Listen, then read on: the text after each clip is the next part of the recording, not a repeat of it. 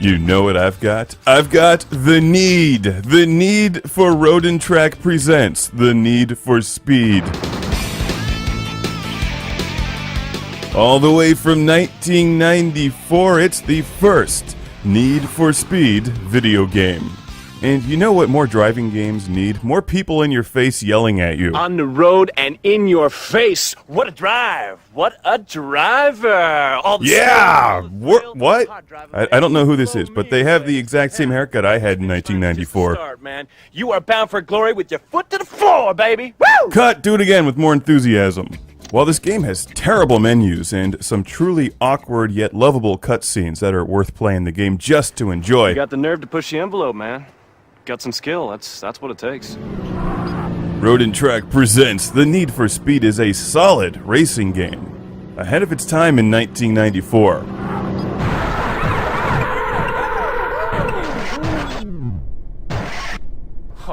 You handle cops like that, you might want to consider a career move. You got it, bro, but I'll start by just changing vehicles. There's a number of great cars in the game: Corvette ZR1, Viper, Lamborghini Diablo, Ferrari 512 TR, Supra, RX-7, NSX, and the unlockable El Camino, which I just made up. But I got your attention.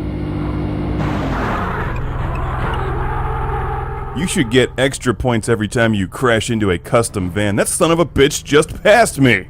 Get back here!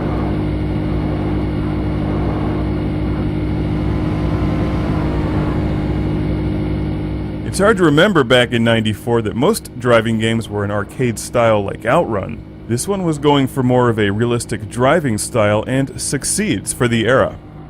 The objective in Road and Track presents The Need for Speed is to race against another driver and win.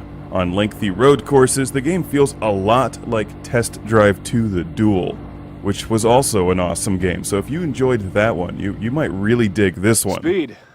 It's a freaky thing. It's like they filmed those in a parking lot with a case of beer. That sounds like an awesome afternoon. The lengthy road courses are broken up into 3 stages, presumably to give the game a chance to load and deliver the highly quotable cutscenes. In doing that, it makes it feel like you're driving a rally game on the road. And you're timed for each of the segments. It's very well executed. More so than many of the modern racing games, in fact.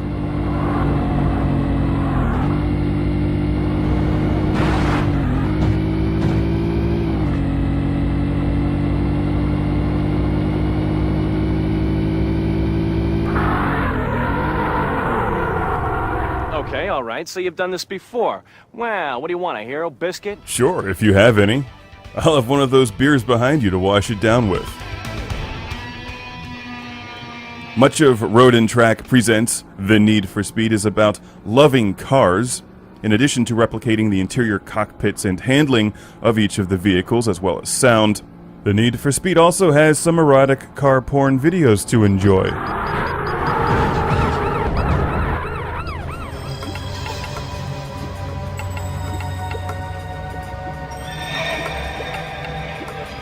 Oh yeah, baby, open those doors, turn on those headlights, yeah!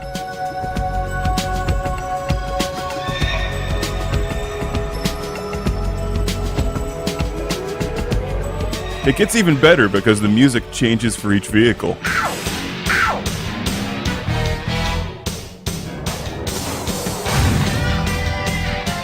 Nice. What it really comes down to in the end is the driving, and for a 1994 release, Road and Track presents The Need for Speed is about the best that you could hope for back in the day, certainly for a home console game.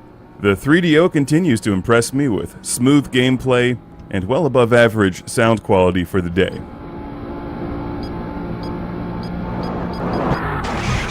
This game was donated by Mohammed, our good friend in Qatar. Thank you. He goes by the username MAJ2K2 these days. And I've really enjoyed this generous donation. This one's a lot of fun.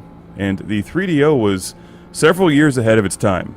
And also quite expensive back in the day, so if you paid that much for the game console, you certainly deserved a game this good. Solid gameplay, great cars, and beautiful visuals that make you feel like you're actually driving somewhere. Road and Track presents The Need for Speed. Now, what they need to do is reuse these exact same cutscenes on the next Need for Speed game.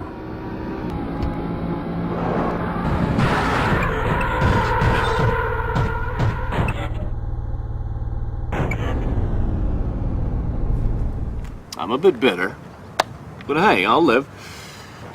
In fact, I'll live forever. Digitally immortalized. You, on the other hand, will die one day.